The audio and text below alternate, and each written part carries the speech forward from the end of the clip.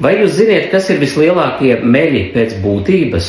Upuri! Jūs jautāsiet, kādi upuri? Tādi, kuri izdeg darbā, kuri grib būt labiņi priekš citiem. Viņi parasti mūk no divvientulības un no klusuma brīžiem. Aizbildinās ar alkoholu, copi, čomiem un dažādiem citiem pasākumiem. Šie cilvēki parasti pielāgojas citu vēlmēm, jo to citu vēlmes viņiem vienmēr ir svarīgākas. Savām vēlmēm, neskatoties, kad jau ir pusmuži, viņi joprojām nav tikuši.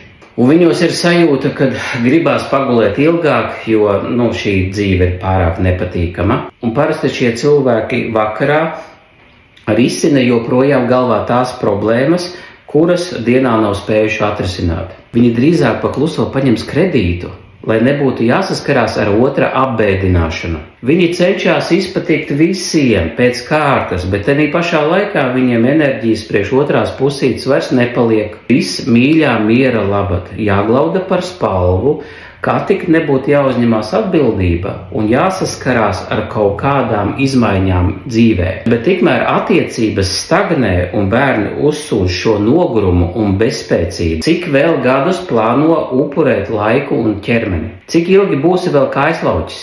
Tagad ir tas laiks, kad cilvēkiem ir jāpieņem lēmums, vai turpināt šo bezizējas spēli, kas garantēti aizvedīs pie ģimenes izjukšanas. Savu bērnu traumēšanas, pie tam tu katru mēnesi par šo izdegšanu samaksā naudu. Jo šī kaislauķa loma tev nekad neļaus pacelties jaunā finansu līmenī. Vai arī otrs variants – atbrīvoties no traucējošajām emocijām un sākt dzīvot, uzņemoties atbildību par sevi, par savu ģimeni un par saviem bērniem. Bet ja tomēr nē, tad namastē, turpiniet tālāk melot sev un pārējiem un čīkstēt par to, cik grūta ir dzīve un cik ļauna ir tā valdība un cik ļauni ir tie pārējie cilvēki, mani nabadziņu abižo. Atbrīvojoties no upura lomas, tu kļūsti par savas dzīves varoni, par vērtību.